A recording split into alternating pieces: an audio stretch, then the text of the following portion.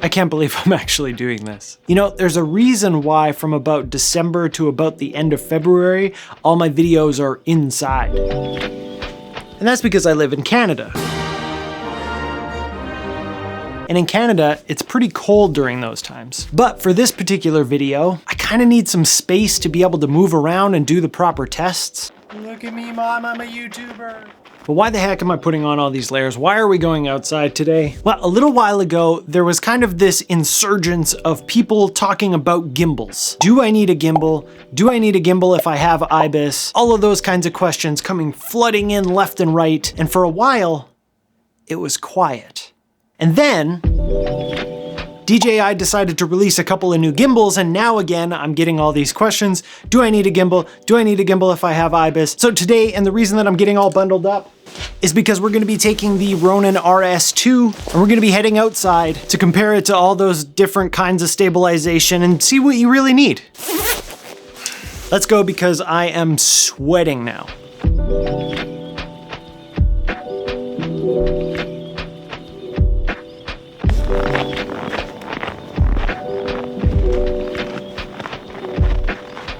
Okay, so here's the deal. I want to do 3 different tests at 4 different levels of stabilization. A walking test, a running test, just kind of stable shot. And the 4 different levels of stabilization are going to be standard, which is just like the regular IBIS inside of the A7S III, the active one, catalyst browse, which we'll also get to see what it looks like with stabilization off. And then we're going to use the gimbal. But I need to find somewhere to do this where you'll actually be able to see whether things are stabilized and not just a giant white emptiness. Okay.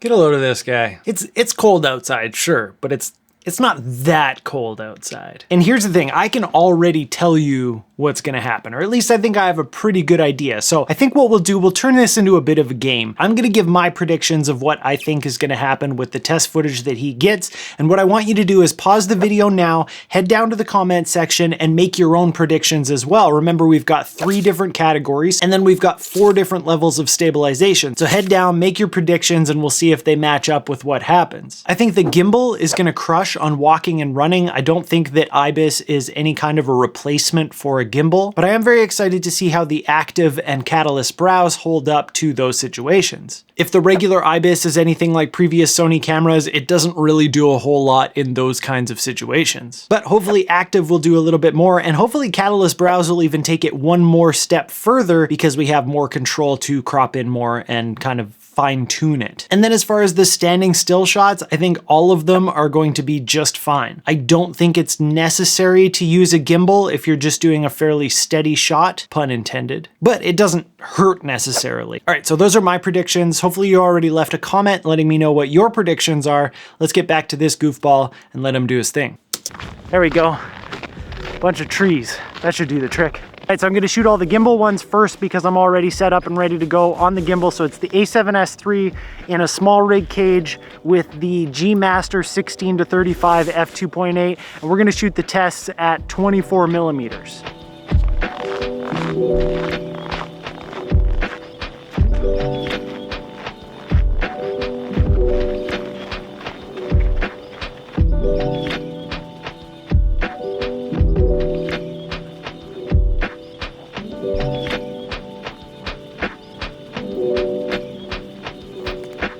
All right, camera is off the gimbal. We got all our gimbal shots. So now we're gonna shoot with the different levels of stabilization just in camera.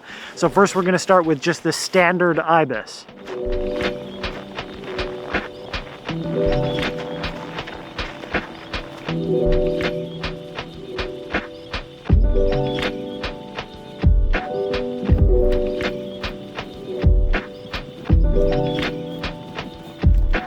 Right, now we're gonna move on to the active stabilization that you'll find in the ZV-1, A7C, and A7S III.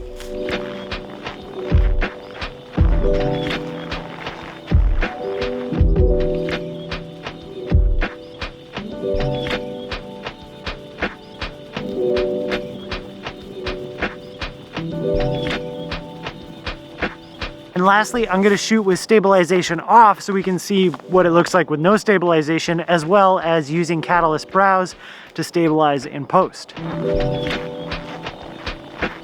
Okay,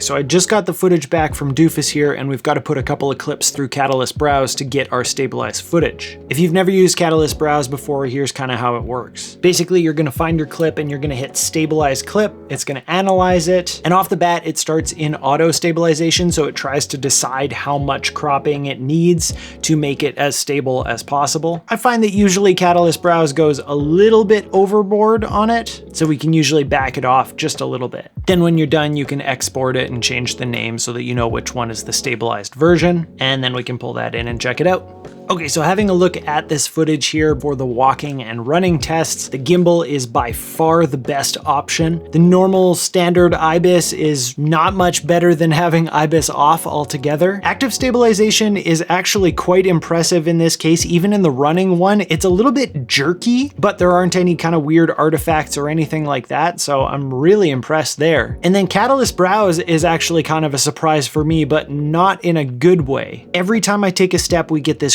crazy motion blur, which, since you have to turn off in-body image stabilization to get Catalyst Browse to work, kind of makes sense because we're not stabilizing any of those footsteps. So then you get the motion blur, and as much as Catalyst Browse can smooth it all out, you're still seeing every step in the form of motion blur. And I know some people are going to say, well, if you just crank up your shutter speed, then that might help with that. But I mean, that's a compromise that I don't know that I would be willing to make in every situation. Changing the shutter speed changes the way that things look. Changing the shutter speed changes the exposure. I mean, it is there as an option potentially, but I am kind of disappointed in how it turned out with Catalyst Browse. Now, we did have a little bit of a problem with the standing still shots. He only shot these tests at 24 millimeters. We're gonna shoot the tests at 24 millimeters. And when you're shooting that wide, it's not gonna be very obvious all these little differences between handheld and gimbal and stabilized and not. It gets more evident as you shoot more zoomed in. But the bigger problem is that this guy thought it would be a good idea to take those standing still test shots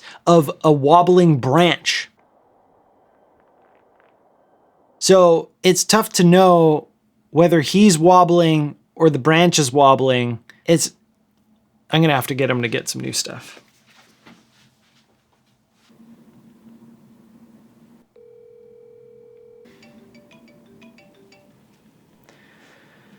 Hello? Hey, that footage that you got me, it's not gonna work. Can you grab me standing still at 24 and at 70 millimeters so that we can compare? And do it of something that's standing still. No wobbling branches. You're so needy, you know that? Yeah, I know. Fine. Okay, he said it'd be over right away. Okay, so now that we have enough footage to actually make this happen, looking at these standing still shots is really interesting. I would actually argue that the gimbal is worse than some of the handheld shots. The gimbal kind of has this little bit of swaying going on in it. It's nice smooth swaying, but it's swaying nonetheless. I was actually a little bit surprised to see how shaky the footage was at 24 millimeters with no stabilization on at all. I thought at that wide it would be a little bit more stable, but apparently I drink too much coffee. The regular standard in-body stabilization did a great job. It definitely makes a big difference over no in-body stabilization. Then when you jack it up into active mode, of course you get your little bit of a crop, but it makes a huge difference. There are points in there where it looks like it's almost a tripod shot. And then I thought Catalyst Browse also did a great job, pretty similar to what we're seeing in the active, because we don't have that walking, we don't have that motion blur from each step. We're not getting the issues that we were seeing in the previous tests. And then when we zoom in and we look at these 70 millimeter shots, this is where we can really see the minute differences. No stabilization at all, looks absolutely terrible. I really need to think about my caffeine intake. Standard IBIS does a great job in this instance. If I needed to put that shot in something, I would be really happy with it. Active stabilization, I didn't find to be that big of a difference over the regular stabilization in this case. And then Catalyst Browse on this one, maybe just because we're zoomed in more, I do see a slight amount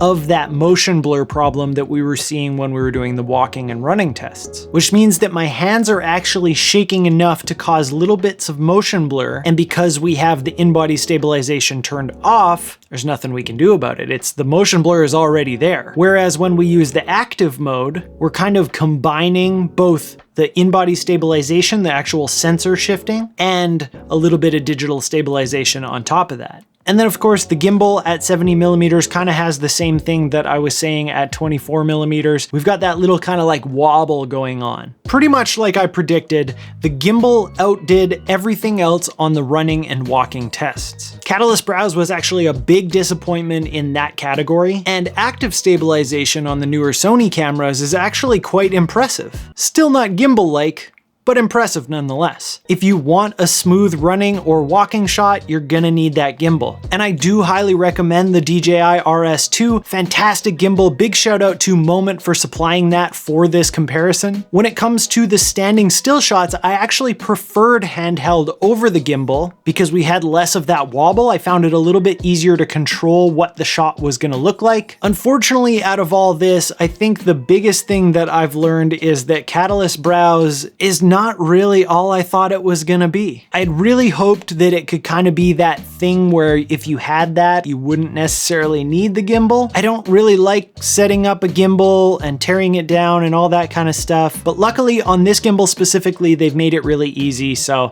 I can stop whining about that. Just like our friend there should stop whining about how cold it is. Anyway, that's my take on the whole thing. Let me know what you think down in the comments, and on your way down there, make sure to hit that like and subscribe button and that bell notification if you don't want to miss out on future reviews and tutorials. Thanks again to Moment for supplying the RS2. Thank you for watching, and I'll see you next time. I think that IBIS is any kind of a replacement for a gimbal, but I am very excited to see what